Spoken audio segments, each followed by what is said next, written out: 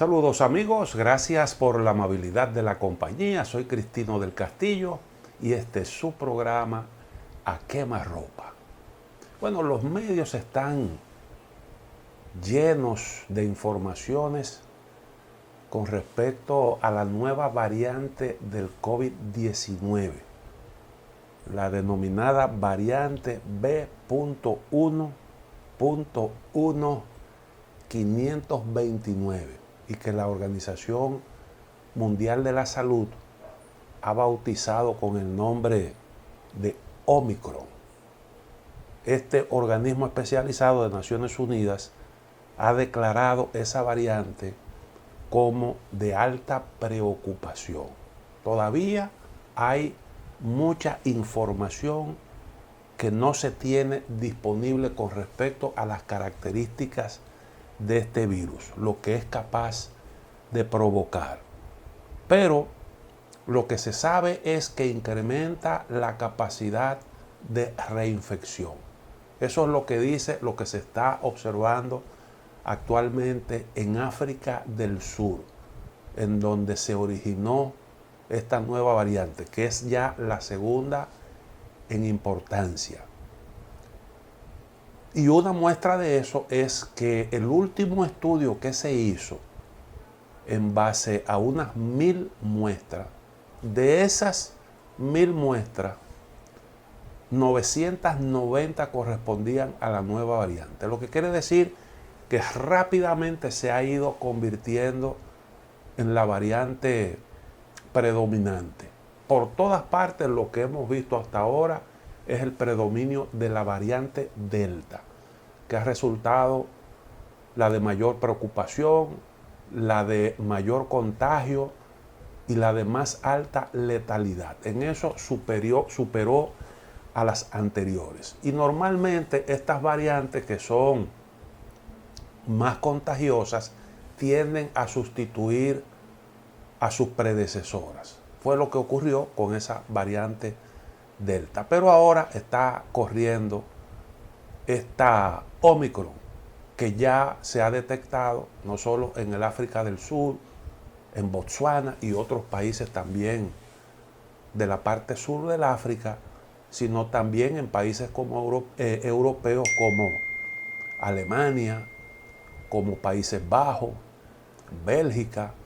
Está presente también, se detectó un caso en Israel, en Hong Kong. Es decir, ha ido caminando después que se detectó por primera vez hace poco tiempo. Es probable que esté ya en muchos otros países, porque cuando se produce la detección, pues normalmente las detecciones se producen después que ya el virus ha circulado. No se podría entonces uno extrañar de que esté presente en una mayor cantidad de países. Los virus mutan. El coronavirus ha experimentado miles de mutaciones. Naturalmente, las mutaciones que han provocado mayor nivel de atención por su naturaleza, las que han sido predominantes son esas que nosotros hemos ido conociendo, que son la variante Delta, que se originó en la India, ya lo mencionamos. Eso fue ya finales de 2020, o sea que hace aproximadamente un año. Y también la variante Alfa, que se originó en Reino Unido, la Beta, que fue la que se originó en Sudáfrica, y la Gamma, que tuvo su origen en Brasil. Estas son las que más han circulado. Sobre todo la variante Delta, que es la de mayor contagio, que es la que se ve ahora mismo predominar en todo el horizonte del coronavirus. Los virus mutan por el hecho de que una vez penetran en la célula, es lo que nos explican los científicos, penetran en las células, se adueñan de la misma, comienzan a replicarse y se producen ahí millones de réplicas. Y a veces hay algunas de esas réplicas que salen distintas. Y es cuando entonces se habla de una mutación. Hay algunas que son radicalmente distintas a la original y entonces eso es lo que genera siempre la mayor atención, porque mutaciones se producen con mucha frecuencia, pero no así mutaciones importantes como estas que ya mencioné. Entonces, las mutaciones se producen en lo que le llaman la proteína pico, es lo que nos explican los especialistas, que son esas protuberancias que le dan el nombre a este coronavirus. Allí en esas, lo que le llaman el spike, pues está la proteína que es lo que le permite al virus penetrar en la célula. Es como una llave que tiene para introducirse en la célula. Y la información contenida en esta proteína es la que se utiliza para el diseño de las vacunas. Por esto es que las mutaciones, cuando son importantes, generan preocupación. En este caso estamos hablando de 30 mutaciones que acumulan, 32 para ser más exactos, mutaciones acumula este nuevo virus, incluyendo las mutaciones de las variantes anteriores, a excepción de la variante Delta. Tiene las mutaciones de la variante alfa, de la beta y de todas las anteriores, a excepción de la última, que fue la variante Delta, que como he dicho, pues se hizo dominante.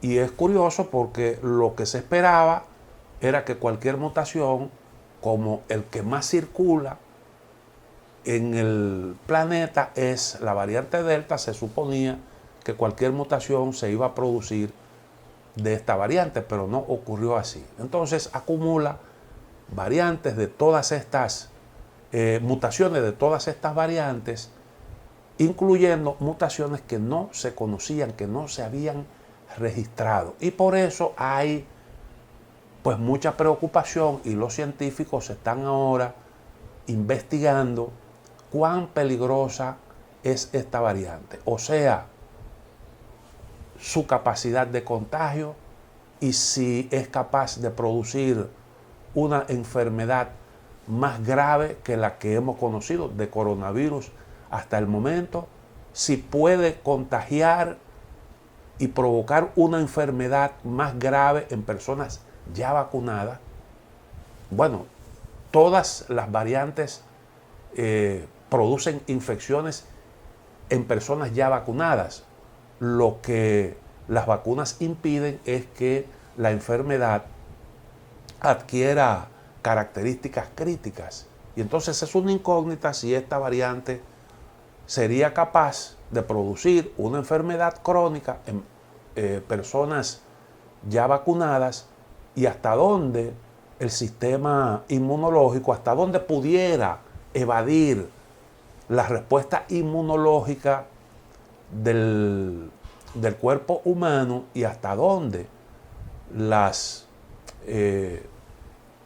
protección que se derivan de las vacunas y que también se producen como consecuencia del contagio, si la nueva variante sería capaz de burlar esa protección. En cuyo caso, pues estaríamos frente a un problema sumamente grave, sumamente complicado.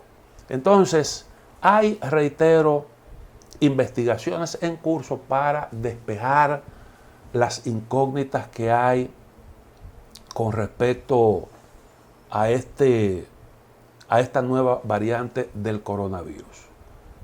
Que, bueno, pues, como ya dijimos, es una variante que aparentemente tiene capacidad para avanzar un poco más rápido, más poder de contagio. Vamos a una pequeña pausa. Volvemos en un momento.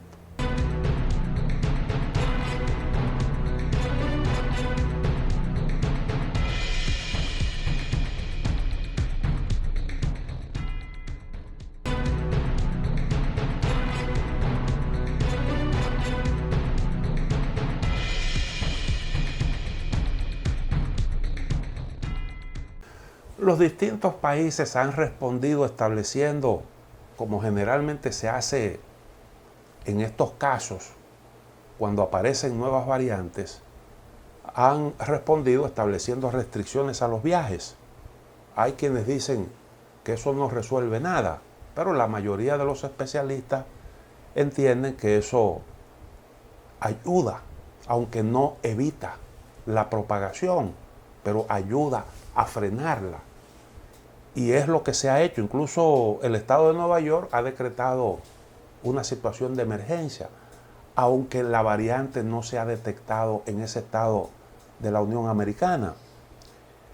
El asunto es que la preocupación es grande, porque hay, como decía, incógnitas que no se podrán despejar sino hasta dentro de algunas semanas, porque el estudio del comportamiento de la nueva variante, eso lleva su tiempo para establecer la tasa de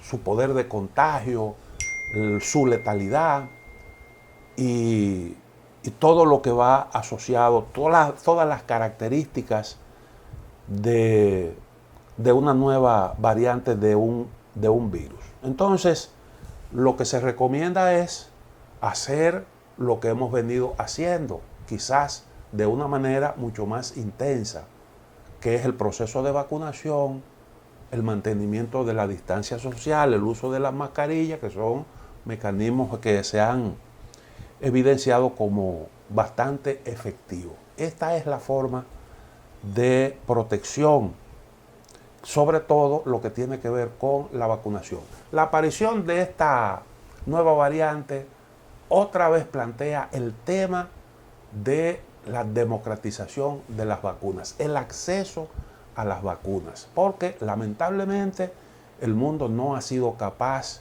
de articular una respuesta global a un problema que es mundial.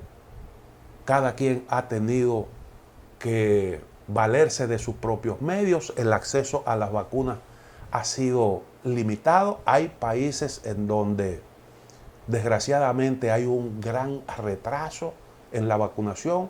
Sudáfrica, que es uno de los países más prósperos del África, apenas ha logrado vacunar un 24% de su población. Allí hay una alta incidencia de SIDA. Y eso, según los especialistas, es lo que explica que en este país se hayan generado ya 2 variantes importantes del coronavirus. Porque se entiende que mientras más tiempo dura en el organismo el coronavirus, más posibilidades tiene de mutar.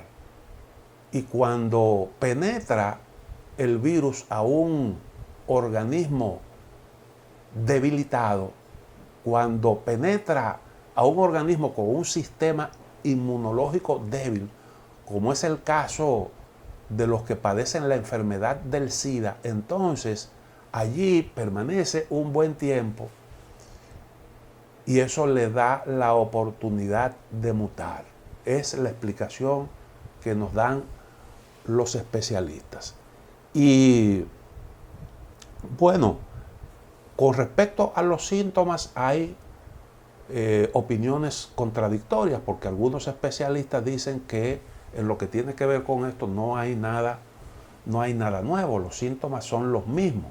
Sin embargo, hay una especialista que fue la que dio la voz de alarma por primera vez con respecto a la variante Omicron, que dice que se dio cuenta a principios de este mes de que los pacientes de COVID presentaban con la nueva variante una serie de síntomas extraños. Y específicamente dijo que ninguno de los pacientes sufría la pérdida del gusto o del olfato típicamente asociada al COVID, sino que presentaban marcadores inusuales como fatiga intensa y pulso elevado. Sus síntomas eran tan diferentes y más leves de los que había tratado antes, dijo esta especialista. Y dice que sufrían dolores musculares intensos, una tos seca o picazón en la garganta, además de fiebre baja. Estos son, según este especialista, algunos de los síntomas de los contagiados con esta nueva variante, que no son síntomas muy frecuentes en los contagiados con las demás variantes. Bueno, ojalá que la aparición de esta nueva variante obligue a los países a ser un poco más diligentes, incluidas también las organizaciones internacionales del área de la salud, pero sobre todo las grandes potencias, que son las que tienen capacidad para, de alguna forma, ayudar a darle respuesta a toda la necesidad que plantea la pandemia del coronavirus, sobre todo lo que tiene que ver con la vacunación. Se habló en un momento determinado de la liberalización de las patentes para la fabricación de vacunas, con el objetivo de hacer una distribución mucho más agresiva, garantizar el acceso de todos los países a los antídotos, pero de eso no se siguió hablando porque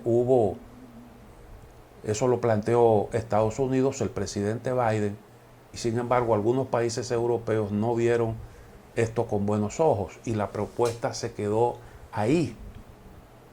Estados Unidos ha hecho un esfuerzo y después de haber asegurado los antídotos para su población, ha hecho importantes donaciones, pero en esa materia todavía es mucho lo que está pendiente. Hay países que prácticamente no han vacunado a nadie. Y entonces, mientras haya coronavirus en algún lugar del mundo, no se podrá dar por terminada la pandemia. Siempre habrá la posibilidad de una mutación que pueda tener incluso gravísimas consecuencias. Y ojalá que esto sirva de alarma para que hagamos lo que tenemos que hacer frente a un problema que está afectando a toda la humanidad y que pone en riesgo al ser humano, la vida del ser humano sobre el planeta. Bueno, vamos a hacer una pequeña pausa y en breve retornamos con el desarrollo de A Quemarropa.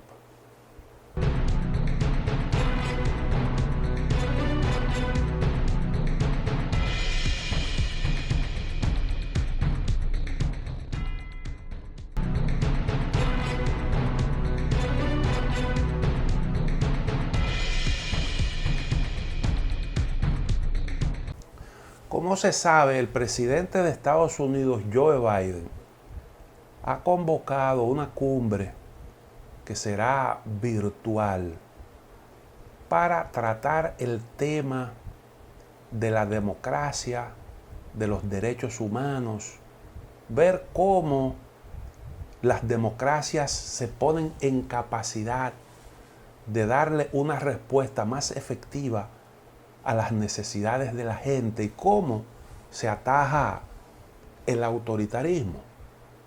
El presidente Luis Abinader, previo a esta cumbre, ha querido sostener un encuentro con diversos sectores con el objetivo de escuchar sus opiniones sobre este tema: democracia, derechos humanos, esos mismos temas que serán debatidos en la cumbre virtual convocada por el presidente de Estados Unidos. Yo creo que esto habla de la importancia de ese evento. El presidente Luis Abinader se ha tomado en serio esa convocatoria y quiere recoger de alguna forma las inquietudes de los distintos líderes del país a fin de llevar la posición de la República Dominicana sobre una cuestión que es importante, que está sobre el tapete, que preocupa actualmente a Estados Unidos, y a mí me parece que hay aquí una excelente oportunidad. Creo que está muy bien que se reflexione y se reflexione profundamente sobre las cosas que se pueden decir ahí. Porque de hecho uno advierte que Estados Unidos quiere darle un giro a sus relaciones internacionales y sobre todo a las relaciones con los países de la región latinoamericana.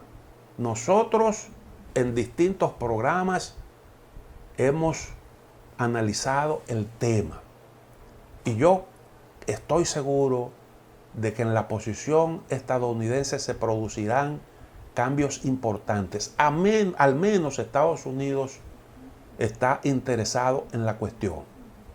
Yo digo porque no solo se ha convocado esta cumbre virtual sobre el tema en cuestión, sino que el año que viene, en el verano del 2022, se va a celebrar la Cumbre de las Américas.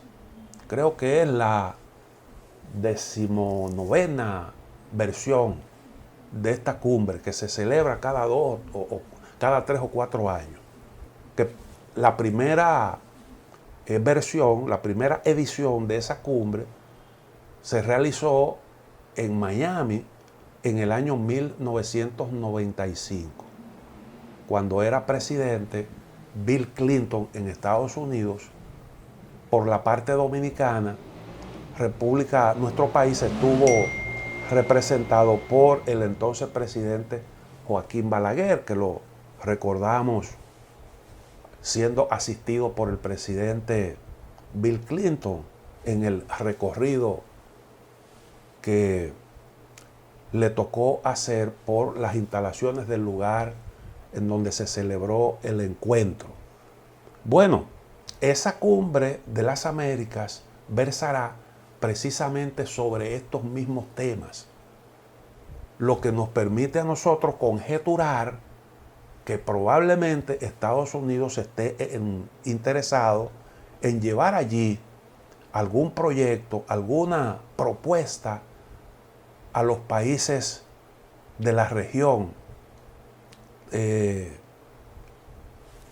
con respecto a a un asunto tan trascendental que tiene como contexto un ambiente totalmente distinto, diferente al que prevalecía en aquellas cumbres de las Américas celebradas en distintos países. Particularmente, el contexto está caracterizado por una fuerte competencia entre Estados Unidos y China. Ustedes recuerdan que las grandes iniciativas de Estados Unidos hacia la región han estado asociadas a cambios políticos importantes. Por ejemplo, la Alianza para el Progreso, que fue una de las iniciativas más importantes para nuestra región del gobierno de Estados Unidos, lanzada por el presidente Kennedy en los años 60, fue el producto, tuvo como telón de fondo la Revolución Cubana, la toma del poder en Cuba por un movimiento insurreccional que terminó declarándose socialista, de orientación socialista. Y bueno, ya con la presencia de los soviéticos, con la influencia de los soviéticos en la región, porque ese proceso cubano abrió las puertas para una colaboración intensa con la Unión Soviética.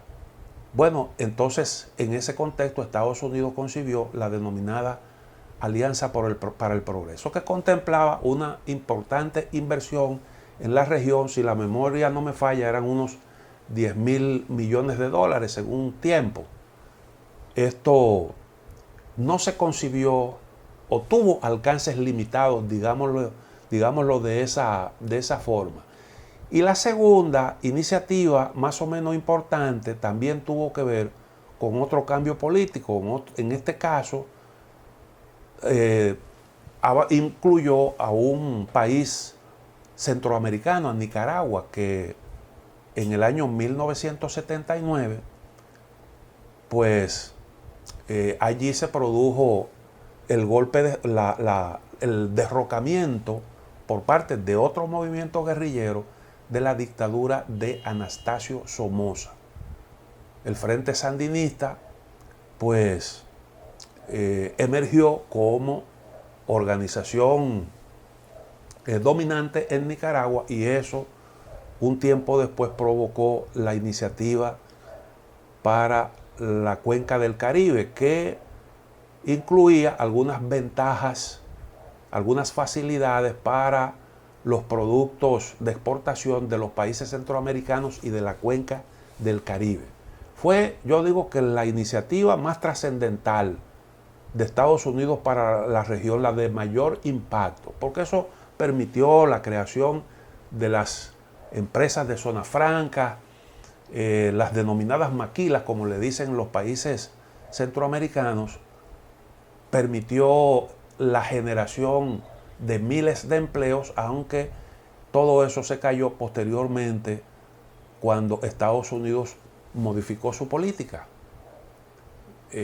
Una situación que afectó a todas nuestras naciones, que en el marco de esa iniciativa pues podían exportar libre de impuestos una serie de productos a los Estados Unidos. Luego vino el ALCA, la propuesta de área de libre comercio para las Américas, que no concitó un gran entusiasmo porque los países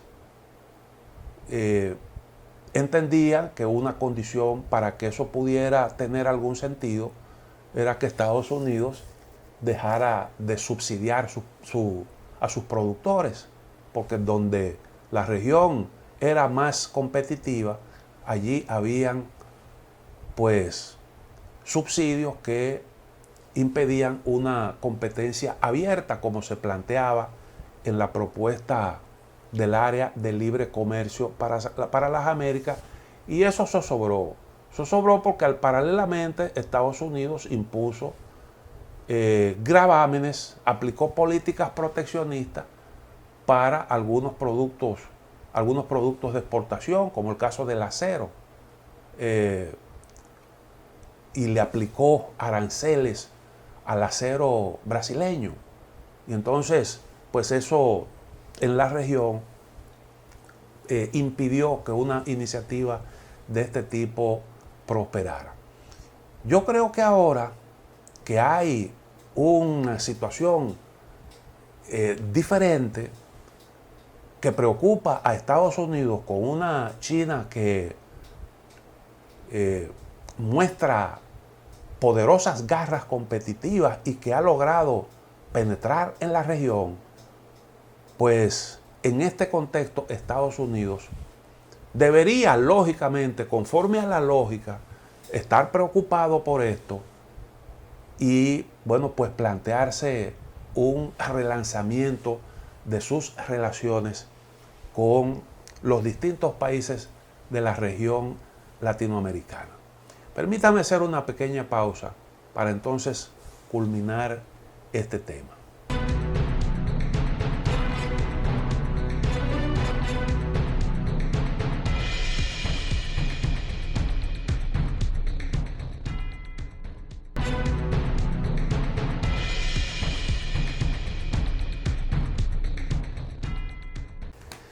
Ahora, además de Cuba, hay gobiernos de izquierda en Nicaragua, en Venezuela, está el caso de Perú, hay un gobierno progresista en la Argentina, también hay un gobierno progresista en México, en Bolivia. Los partidos de izquierda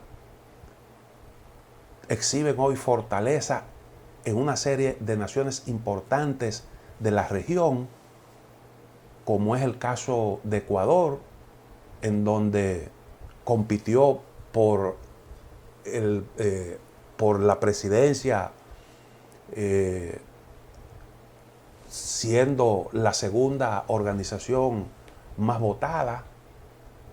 Ahí está el caso de Chile, en donde compiten dos partidos importantes, uno de derecha, de la derecha digamos que radical, y hay otro izquierdista que compiten por la presidencia, que ambas organizaciones calificaron para una segunda vuelta.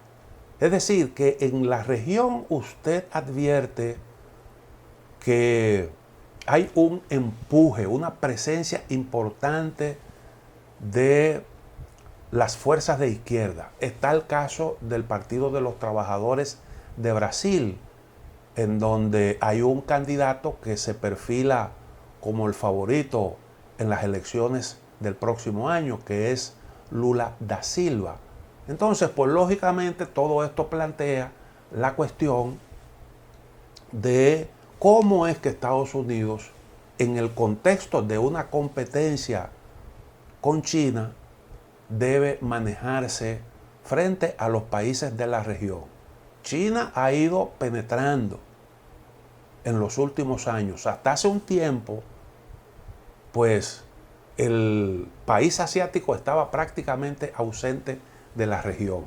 Las relaciones, los intercambios eran mínimos, si no nulos. Y hoy, sin embargo, China tiene una fuerte presencia, un fuerte intercambio con países como Venezuela, Ecuador, Bolivia.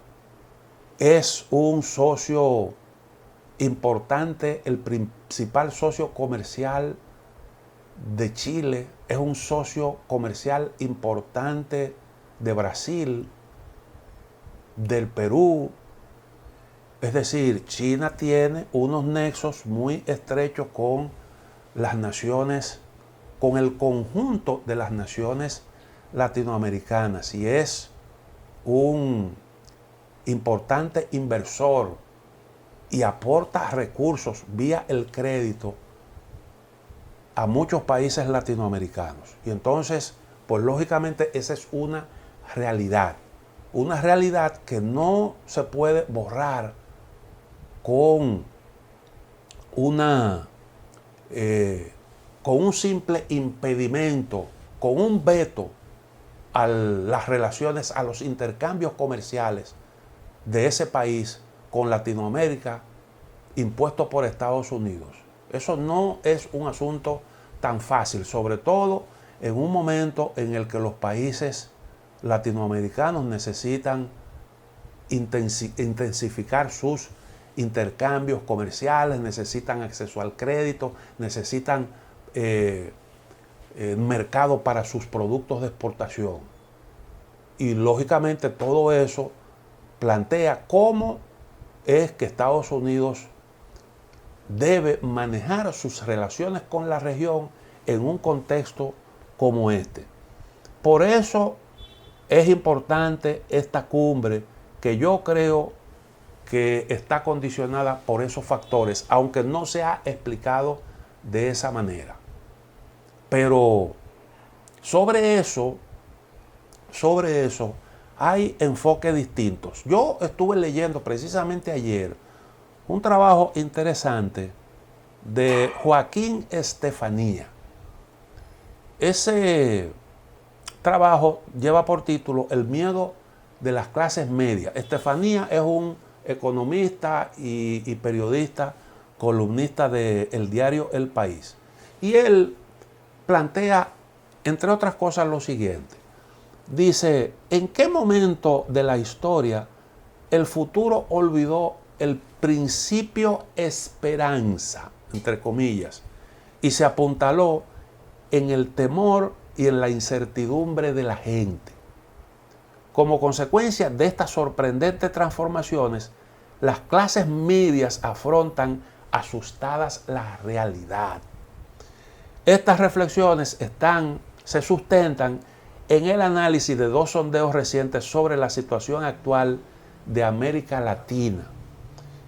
En el primero, Latin American Public Opinion Project de la Universidad de Vanderbilt, se afirma que una cuarta parte de los latinoamericanos no está de acuerdo con la afirmación de que la democracia es el mejor sistema, es mejor sistema que cualquier otra forma de gobierno. El resto de los ciudadanos, el 75%, respalda aún la democracia, pero su entusiasmo es descendente y el desencanto avanza en todos los países. Hay también otro estudio que cita el articulista, que yo no voy a hacer referencia porque me haría un poco largo el comentario, pero hay otros planteamientos también interesantes. Él habla, por ejemplo, de otro rasgo que entiende subrayable en la democracia, que es el de la democracia capturada, entre comillas. Democracia capturada por unas élites que son incapaces de incluir en sus iniciativas las demandas de la sociedad, de tal modo que no sirve la democracia para mejorar el día a día de la mayoría. Entonces, esas son reflexiones interesantes. La clase media en los distintos países observan cómo la política no responde a sus intereses. Muchas veces castigan con su voto sin obtener resultado ninguno de los países propios del sistema, y en muchas ocasiones se decantan por apoyar a aventureros populistas que, pues, a veces incluso hacen los planteamientos más insólitos y aún así terminan seduciendo a grupos importantes de nuestras sociedades, y hay que, lógicamente, preguntarse cuál es la explicación de todo esto. El mismo caso de Estados Unidos, lo analizábamos en un programa anterior, porque Donald Trump, Estados Unidos no escapa de este fenómeno. Y ahí está el ejemplo de Donald Trump, que no es un fenómeno superado, sino que Trump se mantiene como un como un contendiente poderoso de cara a los próximos comicios en Estados Unidos. Y hay otro enfoque que va más o menos en esta misma dirección. En el mismo periódico El País, en su edición de ayer, hay una entrevista importante que le hacen al afamado economista francés Thomas Piketty, que, bueno, se hizo célebre en el mundo entero por su bestseller El capitalismo en el siglo XXI. Y él está planteando justamente este problema y dice en esa entrevista, que yo recomiendo, publicada ayer en el periódico El País, que estamos en una situación similar a la que llevó a la Revolución Francesa. Los privilegios que se conceden a las grandes fortunas conducirán a una gran crisis política. Y recuerda el levantamiento de finales del siglo XVIII, cuando la nobleza se resistía a pagar impuestos. Lo que él está planteando es que las fortunas, las grandes fortunas, se hacen influyentes, manejan la política. Esa ha sido mi tesis desde hace mucho tiempo. Y la vengo, cada vez que tengo una oportunidad, la planteo. No es que sea original mía, pero creo que es la explicación a muchos de los fenómenos que se están observando hoy en día. Esa concentración de la riqueza que da mucho poder político hace infuncional la propia política como tal, porque una política cooptada se ve impedida, como lo está planteando Piketty, de producir fórmulas, soluciones a los problemas de la gente, que es precisamente el interés de Biden, que él, está planteando qué es lo que provoca que las democracias sean infuncionales y que no respondan a lo que la gente reclama. Y eso es lo que explica el por qué aparecen algunos líderes improvisados, otros que no son tantos, pero que son antisistema, y a veces da la sensación de que para cambiar algo necesariamente hay que ser antisistema, porque el sistema mismo no lo permite. Cuando hay algún intento, se produce una reacción virulenta con mira a sepultar cualquier iniciativa para atender las necesidades de las grandes mayorías, y eso entonces plantea la cuestión de cómo garantizar, sacar adelante iniciativas que puedan responder a los intereses, a lo que la gente realmente reclama, a lo que la gente en un momento determinado aspira. Y entonces estos son temas que a mí me parece que ahora que está planteada la cuestión de los nuevos paradigmas, porque todos los problemas que se han acumulado, la creciente desigualdad, tienen que ver con la aplicación de determinadas políticas. El propio Piketty dice en esa entrevista, desde la crisis de 2008, estoy citando sus palabras, desde la crisis de 2008 se ha acelerado la toma de conciencia sobre los excesos de la desregulación financiera de los años 80 y 90, y la COVID ha contribuido a ello. Entonces, si usted quiere encontrar una explicación al creciente descontento, que es lo que provoca los fenómenos políticos de los que se queja la administración Biden, tienen necesariamente que hurgar en esas políticas que se han venido imponiendo. Busquen ustedes cómo se originó el fenómeno Hugo Chávez, o cómo se originó el fenómeno Correa en Ecuador, o el surgimiento del kirchnerismo en Argentina, el mismo caso de Lula en Brasil.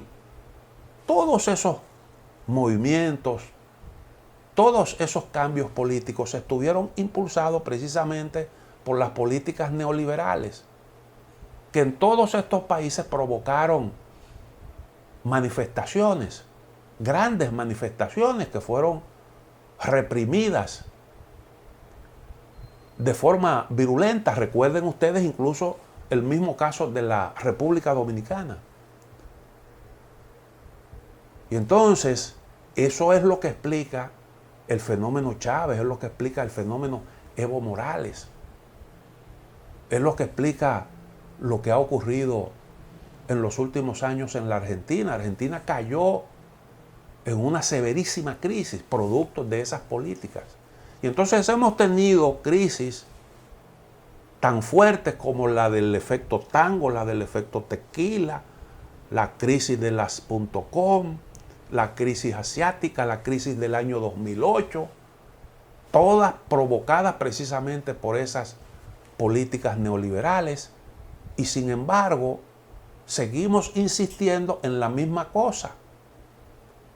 Seguimos insistiendo en la misma cosa, y todo eso es lo que ha provocado la inconformidad, un proceso del cual no ha estado, reitero, exento Estados Unidos, que tuvo el fenómeno primero Obama, que fue una expresión de esa crisis, que Obama pudo de alguna manera despertar la esperanza en la gente, porque su discurso era un discurso dirigido a devolverle la voz, esa fue una de sus consignas, a los que no tenían voz, y a poner,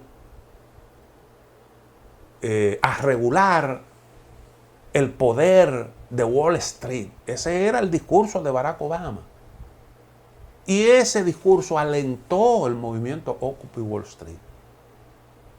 Y esas inquietudes que de alguna forma, aunque el gobierno de Obama no fue un gobierno que se pudiera calificar de malo, sin embargo, esas inquietudes han estado latentes en la sociedad estadounidense y explican el fenómeno, en gran medida, el fenómeno Donald Trump.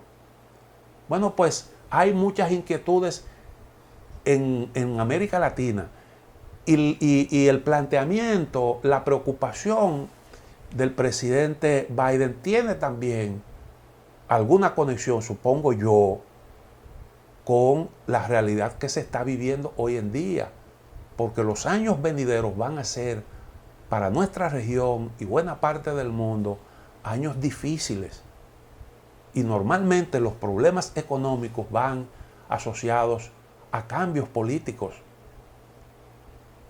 de forma tal que la discusión sobre esto, tengo yo la esperanza, pueden provocar un cambio de visión por parte de Estados Unidos con respecto a sus relaciones con la región latinoamericana.